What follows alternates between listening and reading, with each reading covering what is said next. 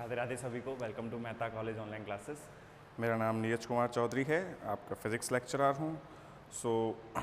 अभी previous class के अंदर अपन ने क्या क्या स्टडी कर लिया था, मतलब केपलर्स लॉ भी पढ़ लिए, सब कुछ पढ़ लिया था अपन ने।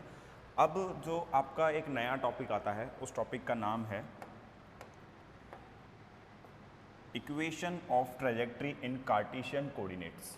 ठीक है, कार्तिकीय निर्देशांक में प्रक्षेप वक्र का समीकरण। ठीक है, ये वक्र अलग है यहाँ पे। ठीक है, प्रक्षेप वक्र का समीकरण ये अपने को पता लगाना है। ठीक है, कार्टेशियन कोऑर्डिनेट्स में इक्वेशन क्या होगी अपने पास में। ठीक, दूसरी चीज़, जो लास्ट क्लास के अंदर मैंने एक फॉर्मूला आपको ड्राइव करवाया था, जो सांकव समीकरण था। ठीक है, जो समीकरण कैसा आ रहा था अपने पास में, सांकव समीकरण था। कैसा था, कोनिक सेक्शन का इक्वेशन आ रही थी अपने पास में, कोनिक इक्वेशन बोला जाता है जिसको। ठीक है, सांकव समीकरण। दूसरी चीज, वहां पे ना आपने देखा होगा कि आर और थीटा में वेरिएबल था वो। दैट मीन्स वो जो अपने पास में रिजल्ट आ रहा था वो ध्रुवीय निर्देशांक में आया था, पोलर कोऑर्डिनेट्स के अंदर रिजल्ट आ रहा था। अब अपन क्या करेंगे, उसको किस में चेंज करेंगे, कार्टेशियन में, और उसी कार्टेशियन से पता लगाएंगे कि आपके पास में जो कक्षा बन रही है, जो आपके पास में प्रक्षेप जो वक्र बन रहा है, ठीक है, वो कैसा है, दीर्घवृत्त है, वृत्त है, वलय है या परावलय है। वो वहीं से अपने को क्या करना है, फाइंड आउट करना है। ठीक है, तो चलो इस टॉपिक को अब स्टार्ट करते हैं।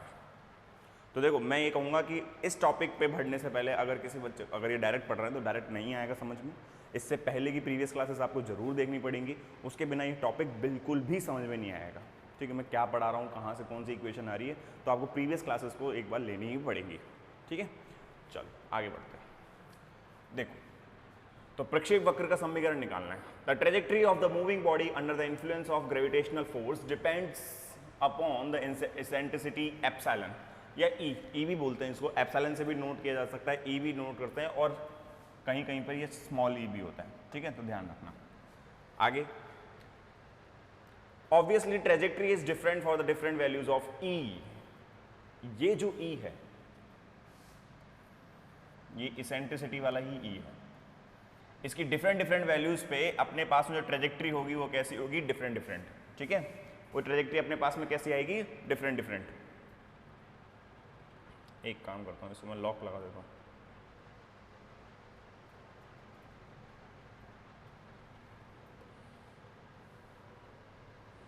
एक मिनट,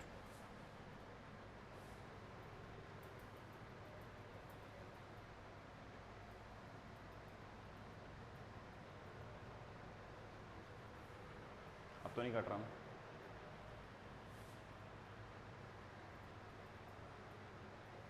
एक मिनट,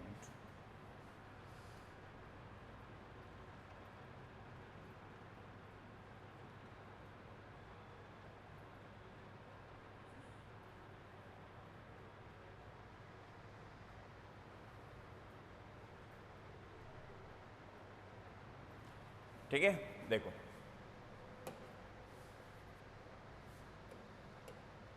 हिंदी में समझना, गुरुत्वाकर्षण बल के प्रभाव में गतिमान पिंड का प्रक्षेप पथ, ये विलक्षणता नहीं है, उत्केंद्रता है,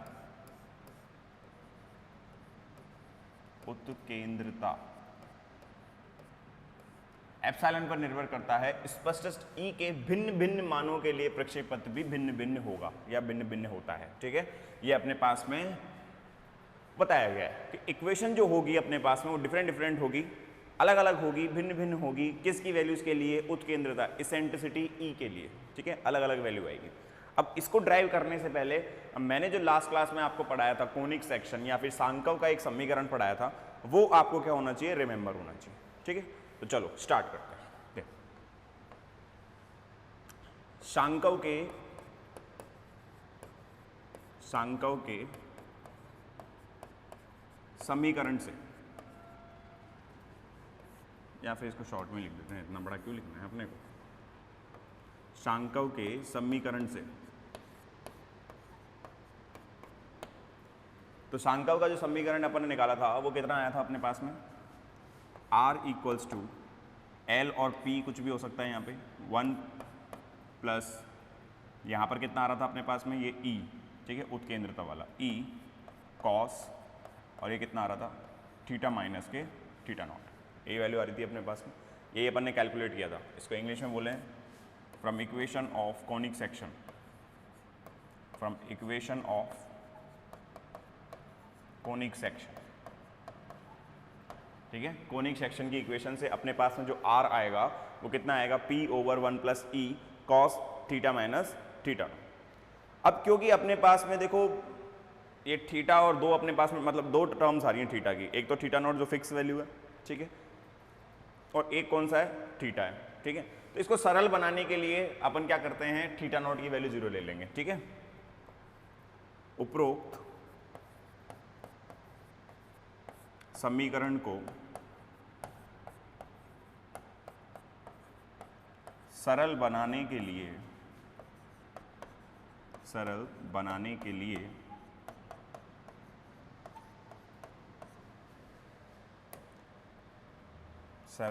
के लिए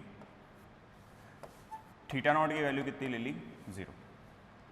इसको इंग्लिश में लिख दूं मैं, to make simple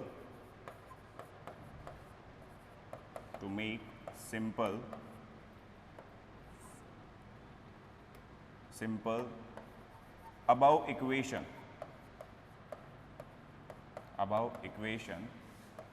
theta naught की वैल्यू कितनी हो जाएगी आपके पास में, 0। तो थीटा नॉट कितना हो गया अपने पास में, ये 0 आ जाएगा आपके पास में। तो अब आपके पास में जो r बचेगा ना, वो r कितना हो जाएगा अपने पास में, p ओवर 1 प्लस ई, ये हो जाएगा कॉस थीटा। अब ये r की वैल्यू अपने पास में कितनी बचेगी, p ओवर 1 प्लस ई कॉस थीटा, नथिंग एल्स, अपने पास में यही रह जाएगा, ठीक है। इसको और आगे सॉल्व करते हैं, देखो ये कितना हो जाएगा अपने पास में, ये आ जाएगा अपने पास में r plus r e cos theta is equals to p, ठीक है। इसको यहाँ पे ले गया मैं, मल्टीप्लाई कर दिया, इसको r को 1 से मल्टीप्लाई करोगे r, और ये e cos theta, r e cos theta is equals to p, और ये अपने पास में समीकरण पहला आ गया इस इक्वेशन, ठीक है। ये अपने पास में फर्स्ट इक्वेशन आ गई। अब इसी इक्वेशन की मदद से अपन क्या करेंगे, पूरा का पूरा कार्टेशियन के अंदर इसको सॉल्व करेंगे, ठीक है। चलो देखो, अच्छा एक बात बताओ, हो इन पोलर कोऑर्डिनेट्स, ध्रुवीय निर्देशांक में, इन पोलर कोऑर्डिनेट्स जो ध्रुवीय निर्देशांक होते हैं अपने पास में, उसमें जो r होता है वो कितना आता है अपने पास में, √x² plus Y square, √x² plus कितना होता है, y² होता है, ठीक है। दूसरी बात, x जो होता है वो कितना आता है, r cos थीटा, और जो y होता है, y जो होता है वो कितना होता है, r sin थीटा। ये तो मैंने प्रीवियस लेक्चर्स में ही पढ़ाया हुआ है, कुछ नथिंग न्यू, कुछ भी नया नहीं है, ठीक है। तो x बराबर कितना होता है, r cos थीटा, और y बराबर कितना होता है, r sin थीटा।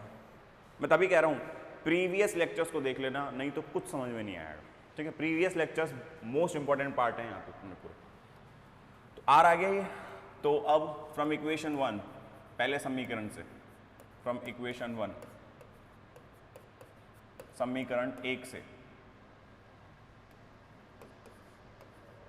तो समीकरण अगर 1 से मैं बात करूं तो देखो ये कितना होगा, अपने पास में कितना आ रहा था, r plus r e cos theta, ये इक्वल्स टू कितना आ रहा था, p, यही आ रहा था अपने पास में।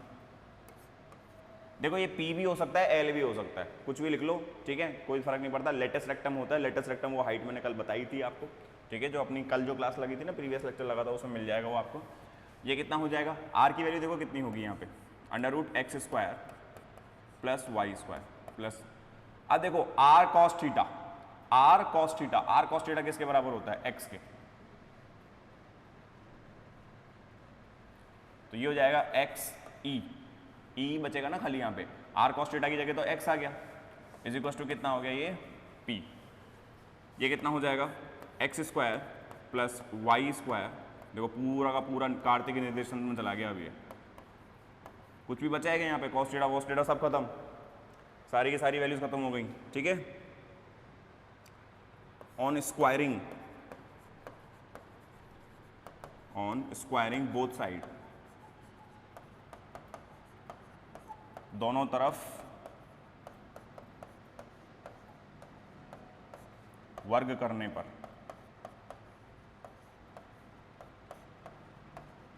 ठीक है, वर्ग करने पर। तो ये देखो ये कितना हो जाएगा, ये तो हो जाएगा x square plus Y square, ये यहाँ पर कितना आ जाएगा अपने पास में p माइनस एक्स सी, इसका कितना हो जाएगा होल स्क्वायर। ठीक है, बढ़े आगे।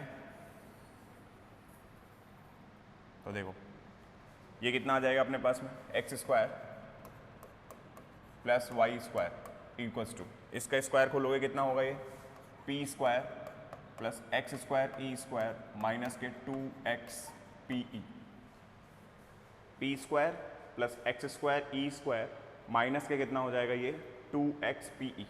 ठीक है, इसको मैं इधर ले आया, x square plus x square वाली टर्म को इधर ले आया, ये कितना हो जाएगा x square e plus Y square, ये इक्वल्स टू कितना हो गया पी स्क्वायर माइनस के 2x PE। ये वैल्यू आ जाएगी अपने पास में एक्स स्क्वायर 1 माइनस के e plus Y square is equals to p square minus के 2x PE। ठीक है, इसको भी इधर ले आते हैं, ये हो जाएगा एक्स स्क्वायर 1 माइनस के e plus 2x PE plus Y square is equals to p square. ये अपने पास में एक जनरल इक्वेशन आती है किसके अंदर, ट्रेजेक्ट्री प्रक्षेप पथ की। ठीक है, प्रक्षेप वक्र की ये एक बहुत इंपॉर्टेंट और जनरल रिलेशन है। ठीक है, इसलिए इसको मैं बोल्ड उसमें बॉक्स में बना रहा हूँ, ये बहुत इंपॉर्टेंट इक्वेशन है, इसी इक्वेशन से सारी वैल्यूज डिसाइड होंगी अब आप। ठीक है, अब यहाँ पर जो अपने पास में ई था, ई तो मैंने कल ही आपके पास में निकाल के दिया था, ये कितना आ रहा था अपने पास में, ई की वैल्यू तो आपको मैंने कल ही निकाल के दी थी, कितनी आई थी, जहां सबसे पहले तो p बता दो मुझे, p कितना होगा, p हो जाएगा अपने पास में l स्क्वायर और j स्क्वायर। ठीक है, दोनों एक ही बात है। ठीक है, ये अपन ने कल ही निकाला था कि जो p की वैल्यू आ रही थी अपने पास में कितनी होती है l स्क्वायर बाई एम के। ठीक है, ये वैल्यू कितनी आ रही थी अपने पास में l स्क्वायर बाई एम के, और जो अपने पास में e आ रहा था, e कितना आ रहा था 1 प्लस 2e l square over m k square, इसकी पावर हाफ, मेरे हिसाब से तो यही था।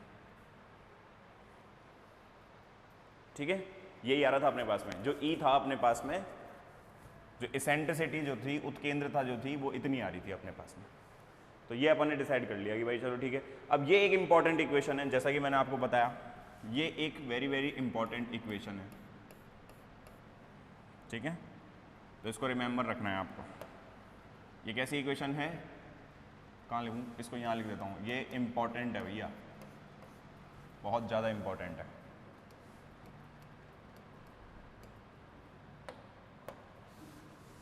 Important,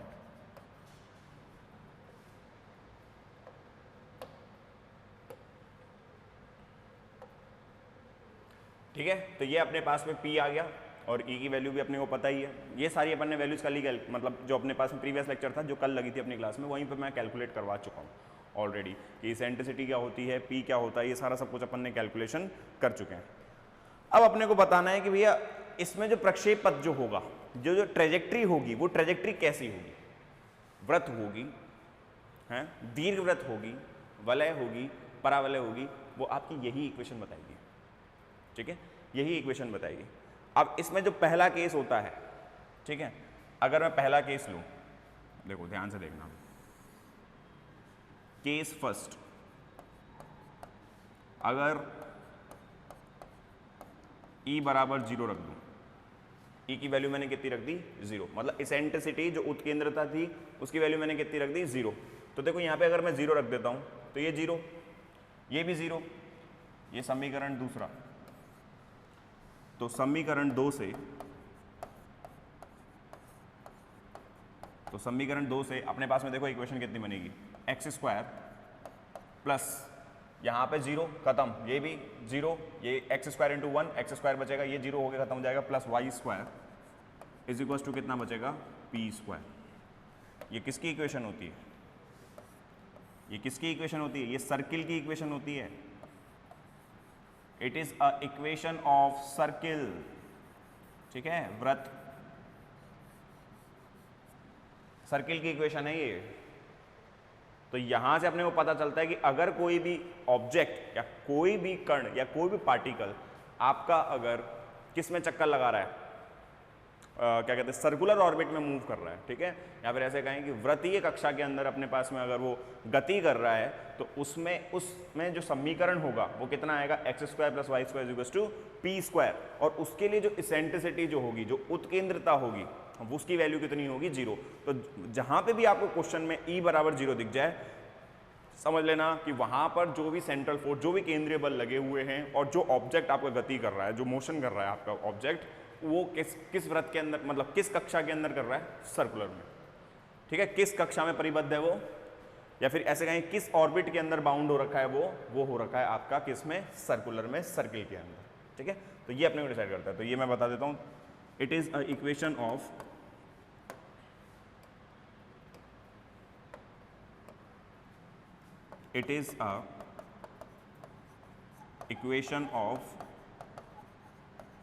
circle. ये कैसा है अपने पास में इक्वेशन, सर्किल है, ठीक है। इसका मतलब आपके पास में जो क्या कहते हैं अपने पास में, इसको मैं चलो हिंदी में भी लिख देता हूँ, उपरोक्त समीकरण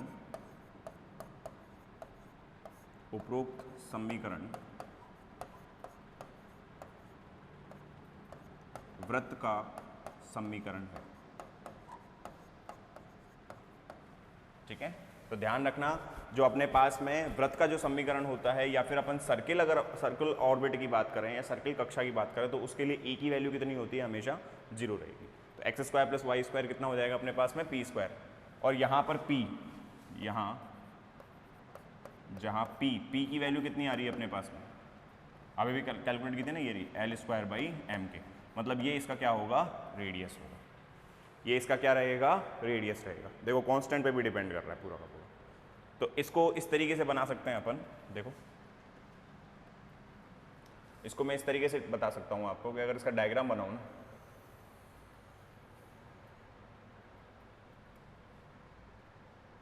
तो ध्यान देना 1 मिनट।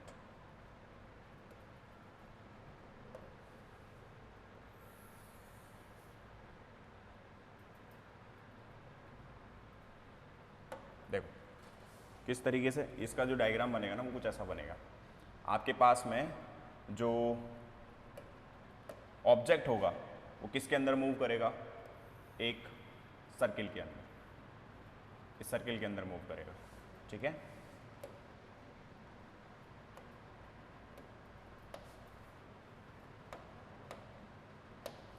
यहां पर आपका ये ऑब्जेक्ट है,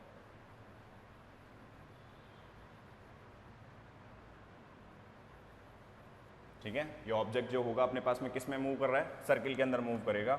और इसका जो रेडियस होगा सेंटर से,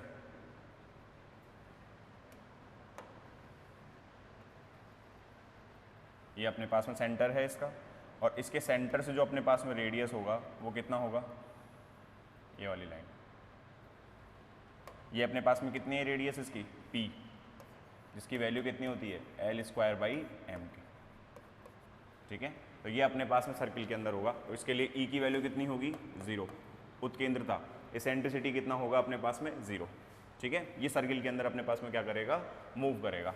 तो ये अपने पास में बताएगा कि E = 0 पर जो ट्रेजेक्ट्री होगी, जो प्रक्षेप जो अपने पास में वक्र आएगा वो कैसा आएगा, वृत्त आएगा। या फिर ऐसे कह सकते हैं जो ऑर्बिटल अपने पास में इक्वेशन आएगी, या फिर ऑर्बिट जो बनेगा वो कैसा बनेगा, सर्किल बनेगा। जो कक्षा होगी वो कैसी होगी, वृत्त होगी इस केस के, ठीक है। अब बात करते हैं उसी समीकरण से। अगर मैं E की वैल्यू 1 रख दूं, ठीक है, अगर मैं E की वैल्यू कितनी रख दूं, 1, 0 तो रख दी एक बार। केस 2 देखो, अगर E की वैल्यू 1 रख दें तो समीकरण 2 से देखो, अब यहां पर इस समीकरण 2 से देखो, E की वैल्यू 1 रख दूं तो 1 - E की वैल्यू 1 है, x² वाला टर्म तो खत्म। ये कितना आ जाएगा अपने पास में, 2xp, ठीक है, और y² + p²। तो यहां पर अपने पास में बचेगा ये खाली 2xp + y² = कितना हो गया, p², यही वैल्यू रह जाएगी अपने पास में, और वाई स्क्वायर इक्वल्स टू ये कितना हो जाएगा अपने पास में, y square is equals to कितना आ रहा है, पी स्क्वायर माइनस के 2xp। ये वैल्यू आ रही है। ये किसकी इक्वेशन है, ये किसकी इक्वेशन है भैया, देखना एक बार, ये इक्वेशन किसकी आ रही है, ये इक्वेशन आती है आपकी पैराबोला की। किसकी होती है, पैराबोला, वलय। ध्यान रखना, अपने पास में ये इक्वेशन किसकी है, वलय की, पैराबोला की है। ठीक है, तो अपने पास में वही वो ऐसी तो होती है, वलय की जो इक्वेशन होती है y square is equal to कितना होता है, 4ax। ये आ रहा है ना भाई, x क्या है यहाँ पे, p वेरी कर रहा है अपने पास। अच्छा x तो ये रहा, a यहाँ पे कांस्टेंट क्या है, p है। अब माइनस के p स्क्वायर आ जाए, उससे क्या फ़र्क पड़ता है, उससे यही फ़र्क पड़ेगा, उसका फोकस थोड़ा सा चेंज हो जाएगा। उसका जो अपने पास में जो ओरिजिन होगा वो ओरिजिन, अब जो Y square equal to 4ax होता है ना, इसका ओरिजिन तो अपने पास में कहाँ होता है, 0 0 पर। इसका ओरिजिन अब 0 0 पर नहीं रहेगा, इसका ओरिजिन अपने पास में थोड़ा अलग होगा। ठीक है, तो बस वही चीज़ है। तो ये अपने पास में इक्वेशन कितनी आ रही है, ये इक्वेशन कितनी आ रही है अपने पास में, y square equal to p square minus के 2xp, जो कि आपका किसका समीकरण होता है, वलय का समीकरण होता है। हैं, एक सौ को बोलते हैं अपन hyperbola, sorry parabola equation. About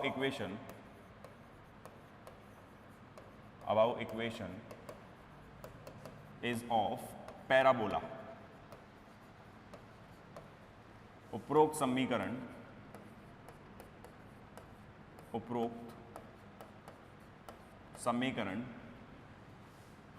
किसकी इक्वेशन बना रहा है ये, उपरोक्त समीकरण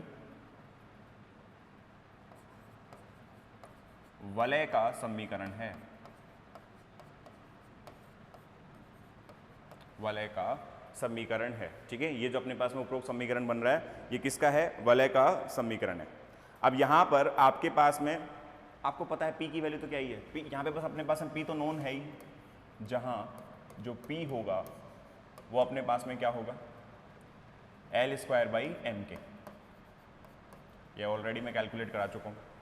ठीक है, यहाँ पर अपने पास में, अब देखो इसका डायग्राम कैसा बनेगा, इसका डायग्राम भी बना ही लेते हैं ना। अब पैराबोला कैसा बनता है अपने पास में, देखो पैराबोला कैसे बनेगा, मैं बनाता हूँ।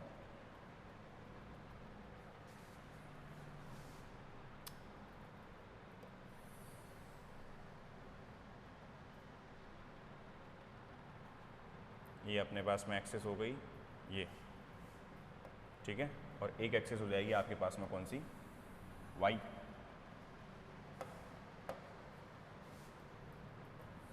ये y एक्सेस, तो ये अपने पास में कौन सी एक्सेस आ गई, ये तो x हो गई, और ये कौन सी आ गई, y। ठीक है, अब एक बार बताओ इसमें बनाना कैसे है इसको। देखो मैं परफेक्ट डायग्राम बनाऊंगा आपके लिए, क्योंकि मैं चाहता हूं कि भाई आपको समझ में भी आए कि पी स्क्वायर का यहाँ पे महत्व क्या आ रहा है। क्योंकि बच्चे कंफ्यूज होते हैं, बोले सर 4ax तो हमने पढ़ा है, उसका ओरिजिन 0 0 होता है, उसका ओरिजिन 0 0 होता है। अब यहाँ पे देख लेते हैं अपने पास में क्या आ जाता है। देखो मैं रफली बता रहा हूँ आपको, अगर x की वैल्यू आप 0 रखो तो वाई स्क्वायर कितना आ जाएगा अपने पास में, पी स्क्वायर। वाई स्क्वायर की वैल्यू कितनी होगी, पी स्क्वायर, और y कितना होगा अपने पास में, प्लस माइनस के p। तो y की वैल्यू अपने पास में कितनी रहेगी, अपने पास में प्लस माइनस के p। तो मैं मान लेता हूँ यहाँ पर ये p है, और यहाँ पर ये क्या है, माइनस p है। ठीक है, ये अपने पास में। दूसरी चीज़, अगर y को 0 रख दूँ, अगर मैं y को 0 रखता हूँ तो देखो p स्क्वायर माइनस के 2xp, इसकी वैल्यू कितनी हो जाएगी, 0, और p की वैल्यू कितनी हो जाएगी अपने पास में, ये p को कॉमन लिया, ये यहाँ पे कितना आ जाएगा, p माइनस के 2x, ये कितना आ जाएगा, 0 अपने पास में। अब p तो 0 हो नहीं सकता, तो p की वैल्यू को क्या होना पड़ेगा, p/2 बराबर कितना आएगा, x। तो x की वैल्यू यहाँ से कितनी आ रही है अपने पास में, p/2। तो देखो मैं मान लेता हूँ कि यहाँ पर अपने पास में p था ना, ये इसकी वैल्यू यहाँ पर p/2, ये यहाँ ये वैल्यू आएगी अपने पास में कौन सी, p/2। ठीक है, तो ये अपने पास में बनेगा क्या, पैराबोला। एक मिनट, ये y square is equal to 4ax और अपने पास में, हाँ, तो ये इक्वेशन बनेगी। अब देखो इसमें अपने पास में जो y और x एक्सिस का, ये मैंने बता दिया आपको एक मोटा मोटा आइडिया। अब यहाँ पर अपने पास में पैराबोला कैसे बनाएंगे, देखो एक मिनट, ये तो एक तरीका बता दिया मैंने आपको कि देखो एक बार x को 0 रख दो, एक बार y को 0 रख दो, उससे आप इक्वेशन बना सकते हो। तो अब आपके पास में जो पैराबोला होगा ना, वो यहाँ से इस तरीके से पास होगा, देखो ऐसे आएगा ये, ऐसे, ठीक है। अपने पास में पैराबोला इस तरीके से क्या होगा, पास होगा। एक मिनट रुकना, एक मिनट।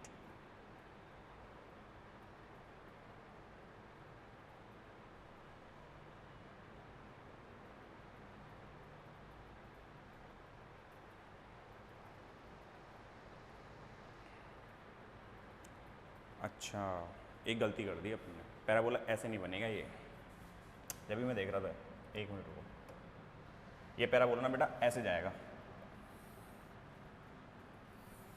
माइनस का है ना, y square is equal to minus के 4ax, तो ये अपने पास में क्या बनेगा, पैराबोला की इक्वेशन बनेगी, ठीक है। पैराबोला कुछ इस तरीके से बनेगा क्योंकि यहाँ पे माइनस आ रहा है, ठीक है। ये अपने पास में कितना आ रहा है, माइनस आ रहा है, माइनस के 2x भी आ रहा है, तो देखो यहाँ पर अपने पास ये वैल्यू p/2 भी तो हो गई, ठीक है। इसकी अगर मैं वैल्यू p निकालता हूँ तो ये 4ax हो जाएगा, ये 4ax में बदल जाएगा, उससे क्या ही फर्क पड़ता है। p की जगह पे अगर आप यहाँ पर 2p रख दो, मतलब यहाँ से यहाँ ले जाओ, तो ये 4ax बन जाएगा, तो पैराबोला और खिसक जाएगा आपका आगे, ठीक है। अब इस पैराबोला का ये जो लाइन होगी यहाँ पर,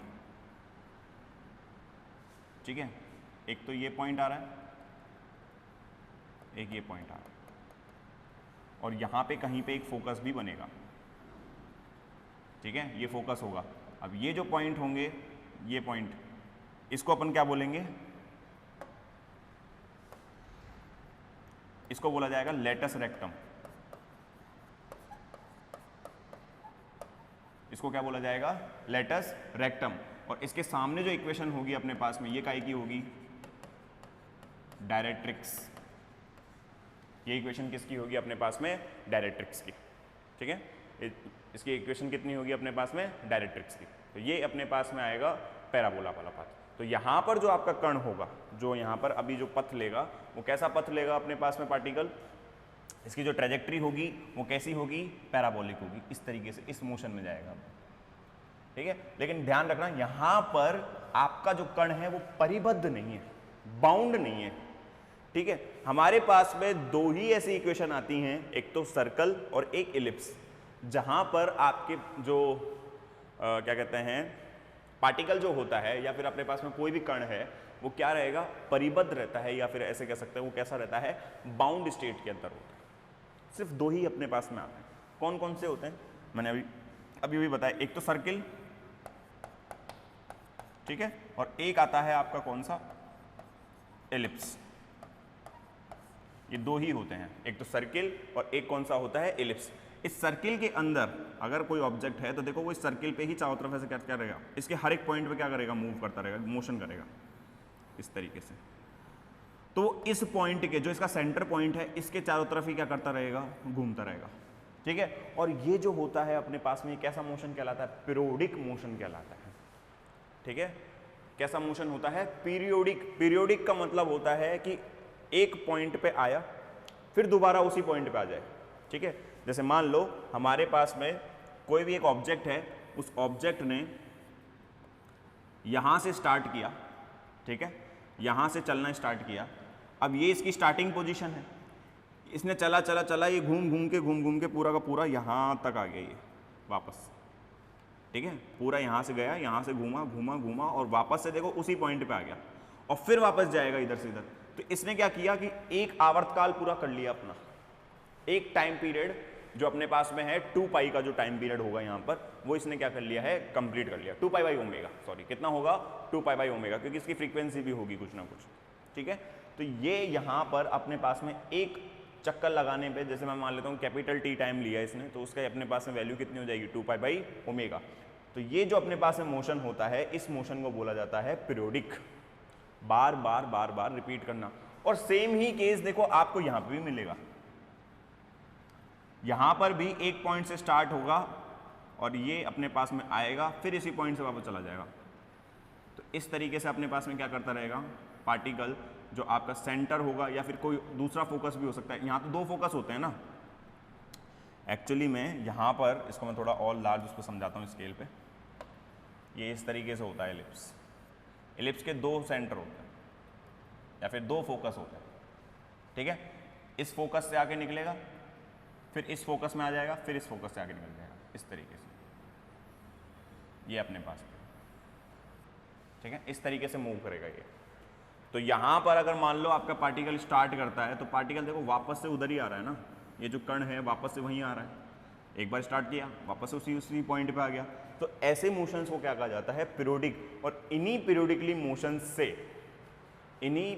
मोशन से अपने पास में क्या डेवलप होती है, एक नई फिजिक्स डेवलप होती है जिसको बोला जाता है सरल आवर्ती गति या सिंपल हार्मोनिक मोशन, ठीक है। सिंपल हार्मोनिक मोशन की जो इजाद होता है वो यहीं से स्टार्ट होता है कि अगर मान लेते हैं कोई भी पार्टिकल है वो ऐसे फलन के अंदर है या ऐसे फंक्शन के अंदर है जो पीरियोडिक है, बार बार रिपीट कर रहा है अपने को, एक टाइम पीरियड के बाद में बार बार क्या कर रहा है, एक आवर्तकाल के बाद में क्या कर रहा है, रिपीट कर रहा है खुद को। तो उसको स्टडी करने के लिए किसको आगे लेते हैं अपन, एसएचएम को। और एसएचएम की जितनी भी इक्वेशंस होती हैं वो सारी इक्वेशंस किससे परिबद्ध होती हैं या फिर किससे अपने पास में रिलेट करेंगी, किससे इंटरेक्ट करती हैं, वो सारी की सारी स्प्रिंग से इंटरेक्ट करती हैं। क्योंकि स्प्रिंग का मोशन भी बार बार क्या करेगा, देखो एक ही पॉइंट पे क्या करता है, ऐसे ऑसिलेट करता रहता है। अगर कोई माध्यम नहीं है ना या फिर उसके नीचे कोई फ्रिक्शनलेस और कुछ भी नहीं है तो स्प्रिंग देखना, अगर स्प्रिंग बहुत आइडियल है, आइडियल स्प्रिंग है ना, ठीक है, आदर्श स्प्रिंग दे रखी है, तो उसमें एक बार आपने कुछ मोशन दिया वो बार बार ऐसे ही करती रहेगी, उसका मोशन नहीं रुकेगा, तो वो बार बार रिपीट करता रहेगा, ठीक है। तो हम उससे रिलेट करके इस पूरी घटना को क्या करते हैं, आगे स्टडी करते हैं। तो रिमेंबर रखना। और हाँ, यही अपने पास में ऑर्बिटल कक्ष कहलाते हैं, आगे पढ़ेंगे इनके बारे में, ठीक है। सर्किल और इलिप्स ही आपके क्या कहलाते हैं, ऑर्बिटल, ठीक है, कक्षाएं या कक्षीय बोलते हैं इसको, कक्ष। कक्ष का मतलब होता है जो बाउंड हो, परिबद्ध हो, वही इसी में घूमता रहेगा, इसके अलावा कहीं नहीं जाएगा, ठीक है। तो ये अपने पास में कहलाते हैं क्या, ऑर्बिटल। क्योंकि हमको आगे जो पढ़ना है, हमारे पास में जितने भी नेचर के अंदर चीज़ें हैं ना बेटा, जितनी भी नेचर के अंदर अपने पास में घटनाएं होती हैं वो सारी, उसमें आपने देखा होगा जैसे पृथ्वी सूर्य का चक्कर लगा रही है, किसमें लगा रही है, इलिप्स के अंदर। इलेक्ट्रॉन न्यूक्लियस के चारों तरफ घूम रहा है, घूमता है, ठीक है, एक मिनी सोलर सिस्टम बोल सकते हैं उसको अपन। तो इलेक्ट्रॉन चारों तरफ किसके घूम रहा है, न्यूक्लियस के, ठीक है। तो वहाँ पे भी अपने पास में कैसे ऑर्बिट्स हैं, सर्कुलर ऑर्बिट्स हैं, इलिप्टिकल ऑर्बिट्स भी हो सकते हैं, वहाँ पे भी तो अपने पास में ऑर्बिट्स बन रहे हैं, बाउंड हैं, एक पर्टिकुलर ऑर्बिट में बाउंड रहते हैं सारे के सारे। इसीलिए इनको कक्षा या फिर ऑर्बिटल इक्वेशन, अब क्या कहते हैं, ऑर्बिट की तरह भी इनको क्या करा जाता है, स्टडी किया जाता है, पढ़ा जाता है, जो अपन आगे फर्दर पढ़ेंगे। लेकिन अगर मैं बात करूं वहीं पे किसकी, अगर मैं बात करता हूं किसकी, एक मिनट,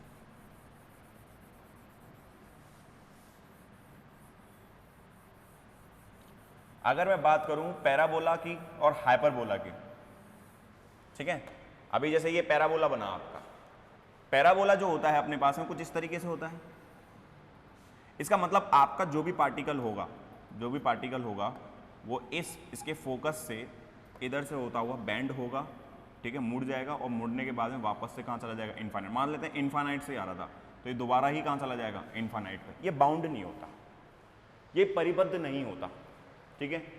ये एक बार को इंट्रैक्शन तो जरूर कर सकता है लेकिन इसका अपने पास में कोई परिबद्ध नहीं होता। मतलब ये पार्टिकल क्या होगा, जहां से आया था, जैसे अनंत से आया था, बस थोड़ा सा यहां से टर्न लेके वापस कहाँ निकल जाएगा, अनंत की ओर ही चला जाएगा।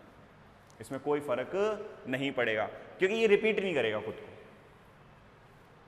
ऑर्बिट का मतलब, जो कक्षा अगर अपन पढ़ रहे हैं तो कक्षा में ये होना चाहिए, कंडीशन होनी चाहिए कि जो पार्टिकल है, जो भी कण है, वो आपकी गति को या फिर उसका मोशन क्या होना चाहिए, पीरियोडिक होना चाहिए, रिपीट करना चाहिए। लेकिन यहाँ रिपीट नहीं कर पाएगा, यहाँ आएगा और ये देख लो ना, सीधा यहाँ पे आएगा और पार्टिकल आपका सीधा निकल जाएगा, ठीक है। अगर मैं बात करूं किसकी, हाइपरबोला की, तो हाइपरबोला में भी यही केस होता है। हाइपरबोला भी तो कुछ ऐसा ही बनता है। देखो हाइपरबोला कुछ ऐसा होता है,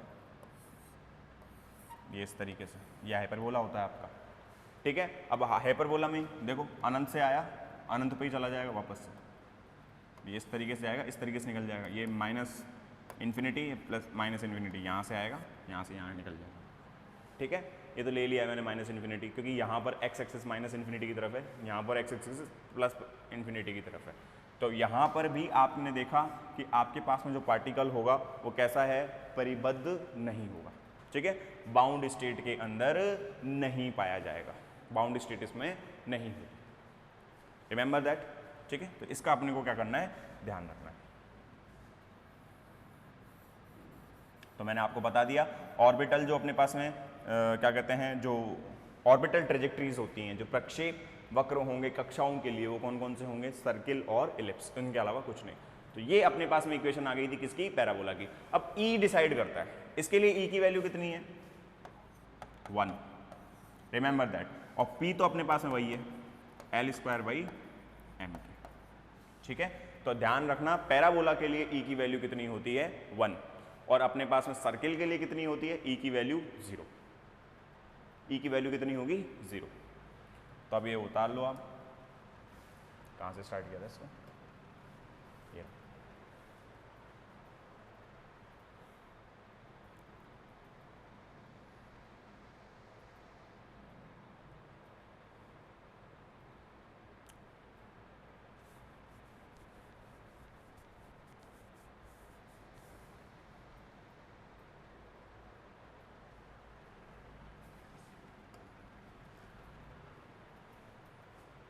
बहुत इंपॉर्टेंट रिलेशन है ये, इस पे न्यूमेरिकल भी आ सकते हैं भैया, ठीक है।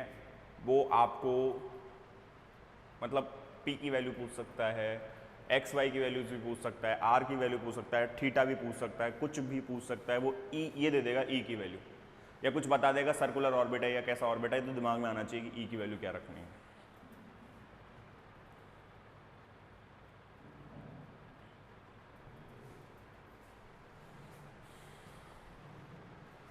ये लो,